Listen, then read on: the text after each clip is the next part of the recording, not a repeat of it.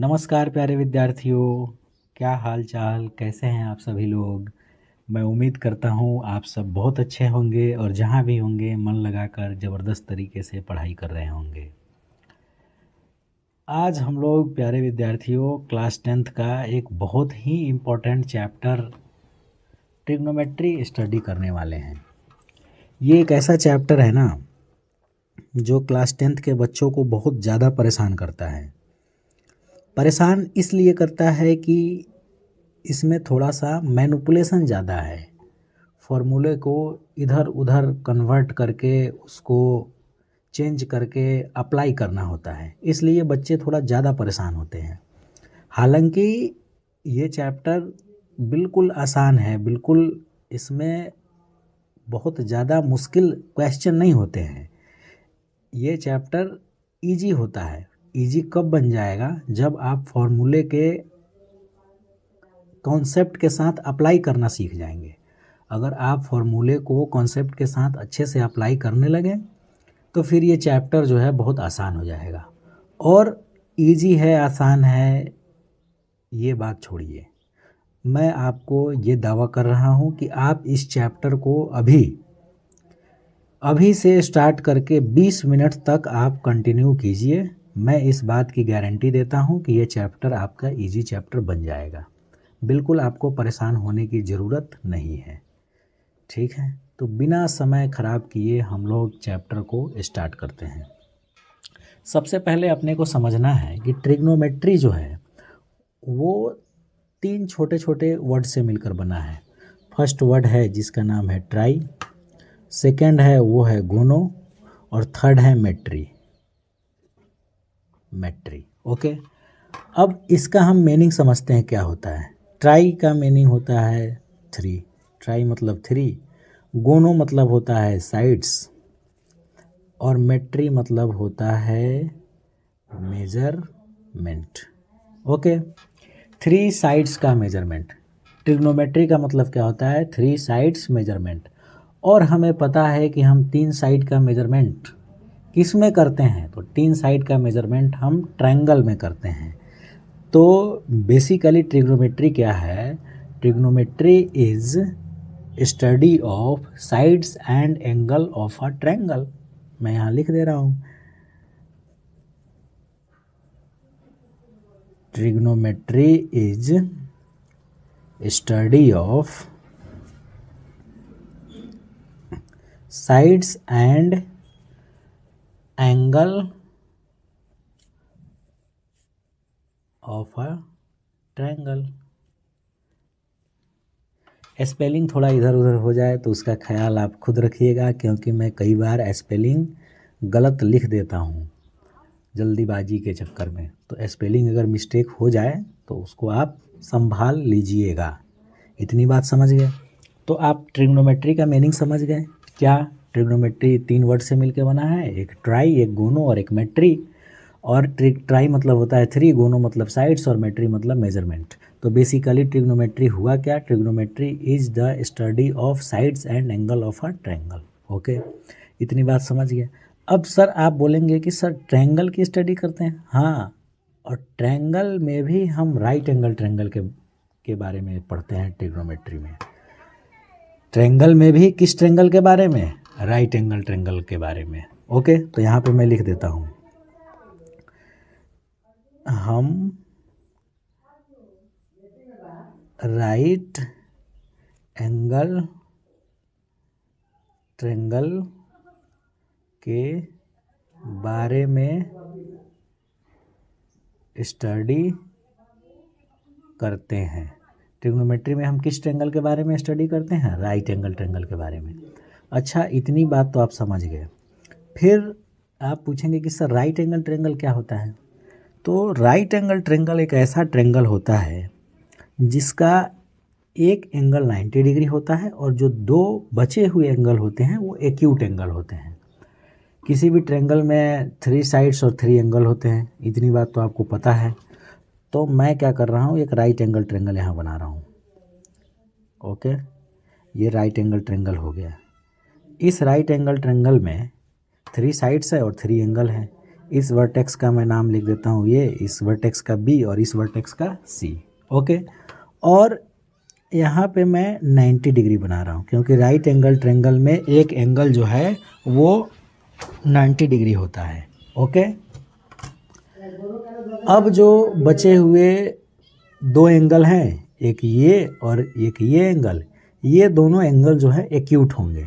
Acute का मतलब क्या होता है? ऐसा एंगल जो 90 डिग्री से कम हो। एक्यूट एंगल मतलब होता है less than 90। Okay, acute angle का मतलब क्या होता है? ऐसा एंगल जो 90 से कम हो। ठीक है, तो ये एंगल अपना 90 हो गया और ये बचे हुए जो दोनों एंगल हैं ये 90 से कम हो गए। तो ऐसे ट्रायंगल को हम बोलते हैं राइट एंगल ट्रायंगल, और ट्रिग्नोमेट्री में हम इसके बारे में ही पढ़ते हैं, राइट एंगल ट्रायंगल के बारे में। ओके, अब आपको नेक्स्ट बात समझनी है कि इस राइट एंगल ट्रायंगल में जो एंगल है उनकी बात तो हम कर लिए कि एक एंगल जो है 90 डिग्री होगा और जो बचे हुए दोनों एंगल है वो एक्यूट होंगे, मतलब 90 से छोटे होंगे। लेकिन जो साइड्स हैं उन साइड्स का भी तो कुछ ना कुछ नाम होगा, ज़रूर होगा। तो इन साइड्स का क्या क्या नाम होता है? इन साइड्स में एक साइड का नाम होता है बेस, एक साइड्स का नाम होता है हाइपोटेनस और एक साइड का नाम होता है परपेंडिकुलर। समझ गए? एक साइड का नाम होता है बेस, एक का नाम होता है हाइपोटेनस और एक का नाम होता है परपेंडिकुलर। अब आपको समझना होगा कि इसमें एक राइट एंगल ट्रायंगल में हम बेस किसको बोलेंगे, हाइपोटेनस किसको बोलेंगे और परपेंडिकुलर किसको बोलेंगे। अब आप बोलोगे कि सर जी ये बात तो मुझे नहीं पता है कि बेस किसको बोलते हैं, हाइपोटेनस किसको बोलते हैं और परपेंडिकुलर किसको बोलते हैं। अगर आपको नहीं पता है तो बिल्कुल टेंशन लेने की ज़रूरत नहीं है। मैं अभी दो राइट एंगल ट्रायंगल बना रहा हूँ और इस दोनों राइट एंगल ट्रायंगल से मैं आपको बिल्कुल क्लियर करने वाला हूँ, एकदम क्लियर कट समझाने वाला हूँ कि बेस किसको बोलेंगे, परपेंडिकुलर किसको बोलेंगे और हाइपोटेनस किसको बोलेंगे। और इसमें आपको आज के बाद कभी कोई डाउट होने वाला नहीं है। ये दो राइट एंगल ट्रायंगल बन गया, इसमें यहाँ पे 90 बन रहा है, ठीक है, और ये दोनों एंगल जो है एक्यूट है। ओके, अब जो है एक चीज़ मुझे गांठ बांध के एक मंत्र याद कर लेना है कि जो 90 डिग्री के सामने होता है उसको हम हाइपोटेन्यूस बोलते हैं, ये फिक्स है। हाइपोटेन्यूस किसको बोलते हैं? तो जो 90 के सामने वाला होता है उसको हाइपो बोलते हैं। याद कर लीजिए, 90 के सामने वाला हाइपो, 90 के सामने वाला हाइपो, 90 के सामने वाला हाइपो। इस ट्रायंगल में देखिए कि ये 90 डिग्री यहाँ बन रहा है, तो इसके सामने ये वाला हुआ ना, ये वाला साइड हुआ, इस 90 डिग्री के सामने वाला साइड ये हुआ, तो ये हो गया आपका हाइपो। हाइपोटेन्यूस को हम शॉर्ट फॉर्म में हाइपो लिख दे रहे हैं। ओके, यहाँ पे भी देखिए कि ये 90 है, 90 यहाँ है, तो इस 90 के सामने वाला क्या होगा? हाइपो होगा। इस 90 के सामने वाला क्या होगा? हाइपो होगा। 90 के सामने वाला हाइपो फिक्स होता है। मैं यहाँ पे लिख दे रहा हूँ 90 डिग्री के सामने वाला साइड हाइपो होता है। 90 डिग्री के सामने वाला साइड हाइपो होता है और ये किसी भी राइट एंगल ट्रायंगल के लिए बिल्कुल फिक्स है, फिक्स। ओके, ये फिक्स है, इतनी बात समझ गए।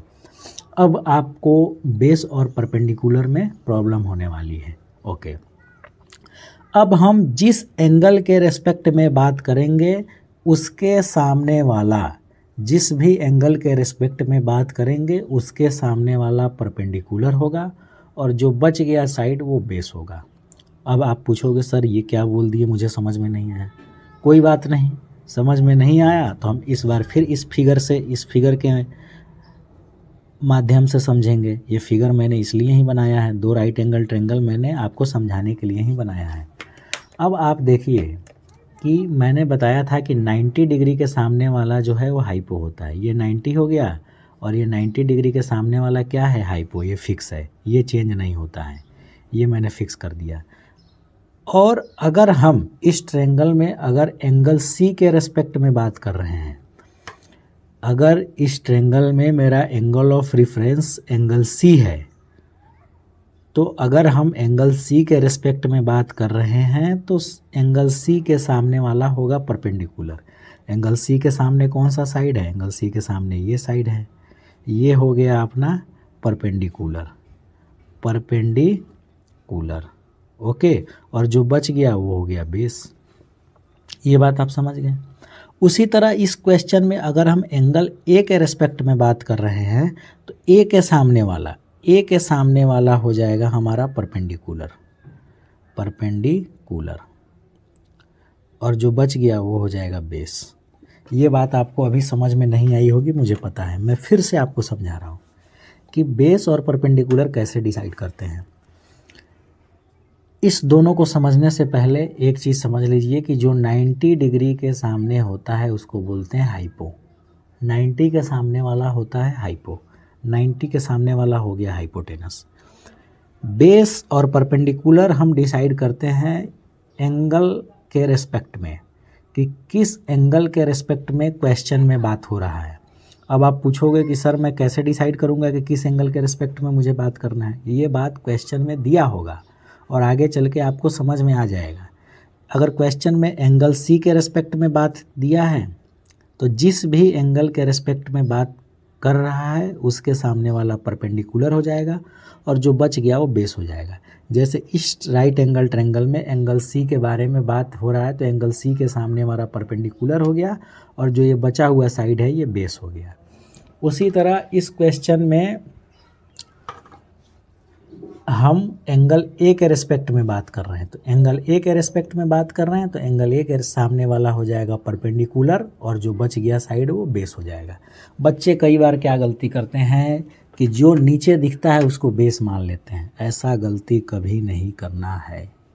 ओके, अब आप इस क्वेश्चन में देखिए कि इसमें बेस ये था और इसमें बेस इधर है। क्यों बेस चेंज हो गया? क्योंकि एंगल चेंज हो गया तो बेस चेंज हो गया। तो इतनी बात आपको ध्यान में रखना है कि परपेंडिकुलर और बेस ये दोनों चेंज होते हैं, चेंज होते हैं एंगल के रिस्पेक्ट में, एंगल के रिस्पेक्ट में। जिस भी एंगल के हम बारे में बात करेंगे उसके अकॉर्डिंग अपना परपेंडिकुलर होगा और बेस होगा। ये दोनों क्या होता है? एंगल डिपेंडेंट होते हैं, एंगल डिपेंडेंट। ओके, और ये हाइपोटेनस क्या होता है? ये फिक्स होता है क्योंकि जहाँ भी 90 के सामने दिखे वो हाइपोटेनस हो गया। परपेंडिकुलर और बेस हम डिसाइड करेंगे कि जिस भी एंगल के बारे में बात कर रहा है उसके सामने वाला हमारा हो जाएगा परपेंडिकुलर और जो बच गया वो साइड बेस हो गया। अब आप समझ गए, 90 के सामने वाला हाइपोटेन्यूस फिक्स हो गया, परपेंडिकुलर हो गया, जिस भी एंगल के रिस्पेक्ट में हम बात कर रहे हैं उसके सामने वाला परपेंडिकुलर हो गया और जो बचा हुआ साइड है वो बेस हो गया। इतनी बात आपको समझ में आ गई होगी, इतनी बात आपको समझ में आ गई होगी। परपेंडिकुलर बेस चेंज होते हैं एंगल के रिस्पेक्ट में, मतलब ये दोनों परपेंडिकुलर और बेस क्या होता है? एंगल डिपेंडेंट होते हैं, एंगल डिपेंडेंट। जिस भी एंगल के बारे में बात करेंगे उसके सामने वाला परपेंडिकुलर हो जाएगा और जो बचा हुआ साइड है वो बेस हो जाएगा। इतनी बात आप अच्छे से समझ गए और मुझे पूरी उम्मीद है कि आप जो है ट्रिग्नोमेट्री में साइड बता सकते हैं कि कौन सा साइड परपेंडिकुलर है, कौन सा साइड बेस है और कौन सा साइड हाइपोटेन्यूस है। ओके, इतनी बात आपको समझ में आ गई होगी। अब मेरा एक सजेशन ये है कि मैं कॉपी और पेन पर इसलिए पढ़ा रहा हूँ कि जिस तरह मैं लिख रहा हूँ उसी तरह आप भी कॉपी पर लिखते जाइए ताकि आपका एक प्रॉपर तरीके से नोट्स बनकर रेडी हो जाए। अगर आप नोट्स नहीं बनाएंगे तो इस लेक्चर को देखने का कोई फ़ायदा नहीं है, क्योंकि आप 2 दिन 3 दिन के अंदर फिर से भूल जाएंगे, क्योंकि बिना रिवीजन किए हुए चीज़ें लंबे समय तक याद नहीं रहती है, हम तुरंत भूल जाते हैं। ये ह्यूमन टेंडेंसी है भूलने का। इसलिए नोट्स बना लीजिए ताकि आपको याद रहेगा और आप बार बार रिवीजन करते रहेंगे। बार बार रिवीजन करेंगे तो आपके कॉन्सेप्ट मजबूत होंगे और कॉन्सेप्ट मजबूत होंगे तो आप क्वेश्चन सॉल्व करने की एबिलिटी अपने अंदर डेवलप कर पाएंगे। इतनी बात आप समझ गए। ओके, चलिए फिर हम आगे बढ़ते हैं। अब अगला जो टॉपिक मुझे पढ़ना है वो पढ़ना है ट्रिग्नोमेट्रिक रेशियोज। क्या पढ़ना है? Trigonometric ratios. मैं यहाँ लिख देता हूँ, ट्रिग्नोमेट्रिक रेशियोज। ट्रिग्नोमेट्रिक रेशियोज, इसमें अपने को क्या पढ़ना है? ट्रिग्नोमेट्रिक रेशियोज में सबसे पहले एक हम राइट एंगल ट्रायंगल बनाएंगे। हमने कर लिया, जो भी काम करना है हमें राइट एंगल ट्रायंगल में करना है। शायद राइट एंगल ट्रायंगल उतना बढ़िया नहीं बन पा रहा है, लेकिन फिर भी आप समझ जाएंगे। इस वर्टेक्स का नाम ABC रख दिया, यहाँ पे 90 बन रहा है और हम इस एंगल के रेफरेंस में बात कर रहे हैं, ठीक है। तो 90 के सामने वाला हो गया हाइपोटेनियस। जिस भी एंगल के रेस्पेक्ट में बात करते हैं उसके सामने वाला होता है परपेंडिकुलर। तो हम एंगल C के रेस्पेक्ट में बात कर रहे हैं, तो एंगल C के सामने वाला हो गया परपेंडिकुलर, और जो बचा हुआ साइड है वो हो गया आपका बेस। ओके, वो हो गया बेस। ये हो गया आपका हाइपोटेनियस, ये हो गया परपेंडिकुलर, और ये हो गया बेस। ओके, अब आपको समझना है कि ट्रिग्नोमेट्रिक रेशियोज में क्या पढ़ना है। रेशियोज से ही समझ में आ रहा है कि रेशियो का मतलब क्या होता है। रेशियो का मतलब होता है कंपेयर करना, एक दूसरे को कंपेयर करना, एक दूसरे से कंपेयर करना। ओके, तो हम कंपेयर करेंगे किसका? तो जो मैथमेटिशियन होते हैं वो कुछ ना कुछ तो रिसर्च करते रहते हैं। उन्होंने क्या किया कि परपेंडिकुलर का कंपेयर कर दिया हाइपोटेनियस से। कंपेयर मतलब डिवाइड भी होता है, आप समझ रहे होंगे। एक दूसरे का कंपेयर जब हम करते हैं तो एक दूसरे को डिवाइड, रेशियो मतलब कंपेयर और डिवाइड, यही मतलब होता है ना रेशियो का। जैसे P रेशियो H अगर मैं लिख रहा हूँ तो मैं ये भी लिख सकता हूँ ना P/H। ये दोनों चीज़ तो सेम है ना, डिफरेंट थोड़ी है, ये दोनों क्या है? सेम है। तो हम क्या करेंगे? सेम है तो हम क्या करेंगे? एक दूसरे से डिवाइड करेंगे, जिस तरह से मैथमेटिशियन ने डिवाइड किया। उन्होंने P को H से डिवाइड किया और इसका नाम उन्होंने रख दिया साइन थीटा। केवल कुछ नहीं किया, P/H लिख दिया, परपेंडिकुलर अपॉन हाइपोटेनियस लिखा, परपेंडिकुलर को हाइपोटेनियस से डिवाइड किया और इसका नाम उन्होंने रख दिया साइन थीटा। ओके, इसी प्रकार से उन्होंने बेस को हाइपोटेनियस से डिवाइड किया और इसका नाम रख दिया उन्होंने कोसाइन थीटा। ओके, फिर क्या किया उन्होंने? पहले परपेंडिकुलर को हाइपोटेनियस से डिवाइड किया, उसका नाम रख दिया साइन थीटा। फिर उन्होंने बेस को हाइपोटेनियस से डिवाइड किया और उसका नाम रख दिया कोसाइन थीटा। फिर उन्होंने क्या किया? इस बार परपेंडिकुलर को बेस से डिवाइड कर दिया, और जब परपेंडिकुलर को बेस से डिवाइड किया तो इसका नाम उन्होंने रख दिया टेंजेंट थीटा। ओके, इतनी बात समझ गए। अब उन्होंने क्या किया कि इसका रेसिप्रोकल का मतलब क्या होता है? उल्टा। इसको उन्होंने पलट दिया। जैसे P को H से डिवाइड किए थे, परपेंडिकुलर को हाइपोटेनियस से किए थे, इस बार उन्होंने हाइपोटेनियस को परपेंडिकुलर से डिवाइड कर दिया और इसका नाम उन्होंने रख दिया कोसेकेंट थीटा। अगली बार फिर क्या किया उन्होंने? इसको बेस को हाइपोटेनियस से डिवाइड किया तो कोसाइन, इस बार हाइपोटेनियस को बेस से डिवाइड कर दिया तो उसका नाम उन्होंने रख दिया सेकेंट थीटा। अगली बार फिर उन्होंने बेस को परपेंडिकुलर से डिवाइड किया तो इसका नाम रख दिया कोटेंजेंट थीटा। समझ गए आप? कुछ नहीं किया उन्होंने, बस इतना किया कि एक दूसरे से सबको डिवाइड कर दिया और उसका कुछ ना कुछ नाम रख दिया। परपेंडिकुलर को हाइपोटेनियस से किया तो साइन थीटा, बेस को हाइपोटेनियस से किया तो कोसाइन थीटा, परपेंडिकुलर को बेस से किया तो टेंजेंट थीटा, और फिर इसका रेसिप्रोकल कर दिया। फिर हाइपोटेनियस को परपेंडिकुलर से किया तो कोसेकेंट थीटा, हाइपोटेनियस को बेस से किया तो सेकेंड थीटा, बेस को परपेंडिकुलर से किया तो कोटेंजेंट थीटा। इतनी बात आप समझ गए, इतनी बात आपको समझ में आ गई। अच्छा, एक चीज़ और समझना है कि इसका शॉर्ट फॉर्म भी होता है। जैसे ये साइन थीटा है, कोसाइन है, टेंजेंट है, कोसेकेंट है, सेकेंट है, कोट टेंजेंट है, ये बहुत बड़े बड़े नाम हैं। इसका छोटा नाम भी होता है, जैसे साइन थीटा को हम लिख देते हैं SIN, साइन थीटा, ये शॉर्ट फॉर्म हो गया। कोसाइन थीटा को हम शॉर्ट फॉर्म में लिख देते हैं कॉस थीटा। टेंजेंट थीटा को हम शॉर्ट फॉर्म में लिख देते हैं टेन थीटा। कोसेकेंट थीटा को हम शॉर्ट फॉर्म में लिख देते हैं कॉस थीटा।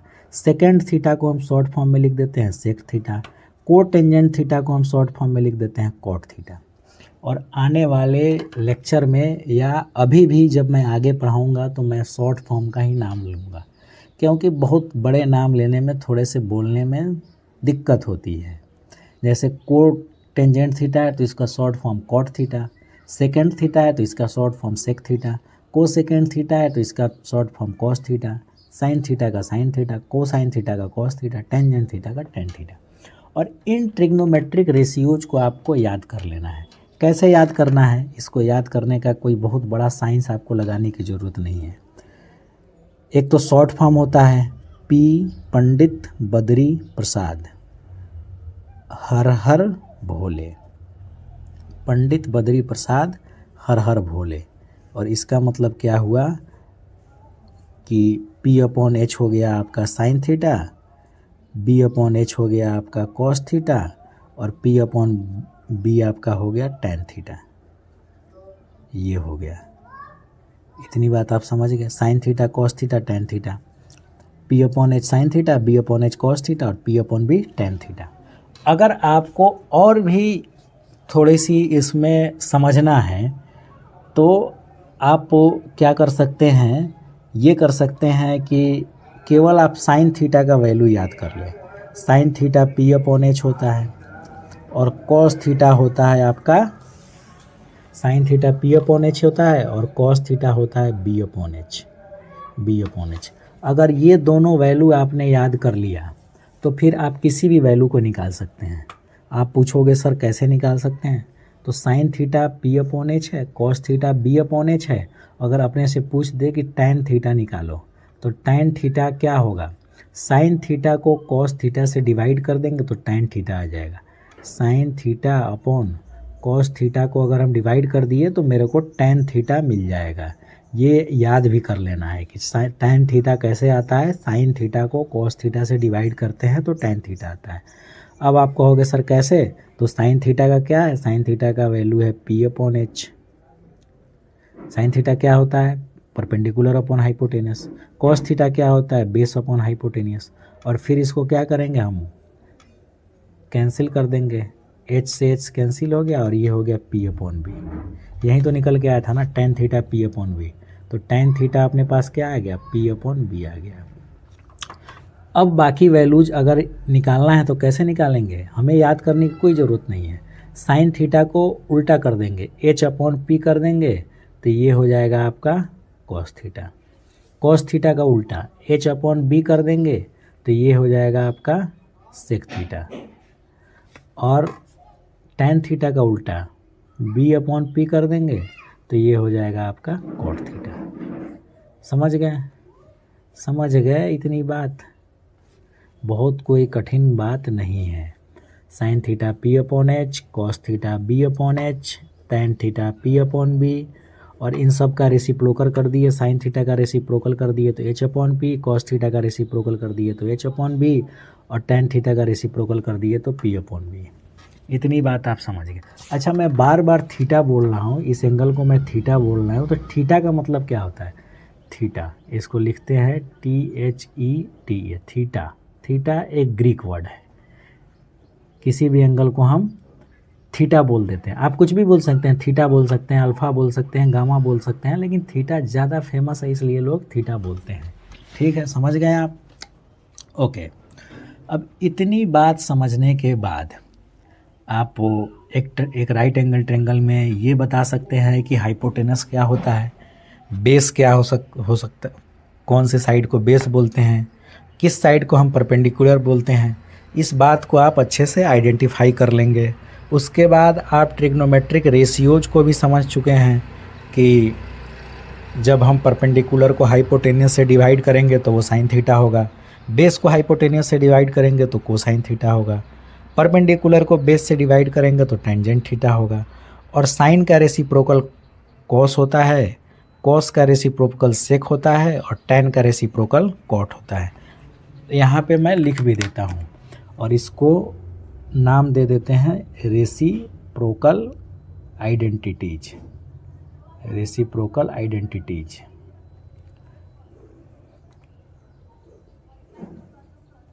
रेसिप्रोकल, साइन का रेसिप्रोकल क्या होता है? Cos theta. कॉस थीटा का रेसिप्रोकल क्या होता है? Sec theta.